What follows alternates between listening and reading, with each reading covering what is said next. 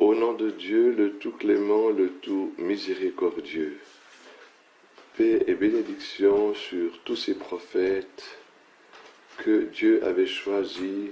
et missionnés afin d'annoncer le message divin à toutes les nations et à tous les peuples. Chaque prophète que Dieu avait envoyé a été préservé par lui de dire des mensonges afin que les gens puissent croire en son message, et Dieu les avait appuyés par les miracles qui ne sont pas de la magie et qui sont un défi pour l'incroyant et qui défient aussi les lois que Dieu a établies. Ces prophètes, Dieu les avait protégés de dire des mensonges et dans la transmission de leur message, et aussi les avait préservés de commettre des péchés, car ceux-ci avaient été choisis par Dieu comme bon exemple à suivre. C'est pourquoi lorsque nous lisons dans la Bible que l'Éternel a mis un esprit de mensonge dans la bouche de certains prophètes,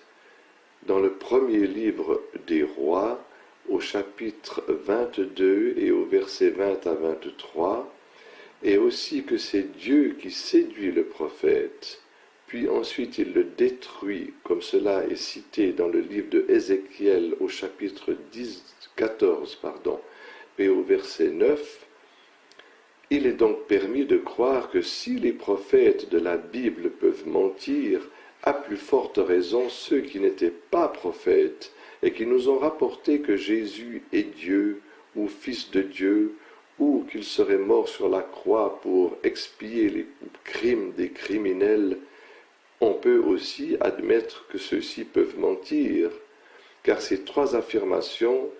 ne sont, comme le certifie le sublime Coran, le dernier livre, que des mensonges.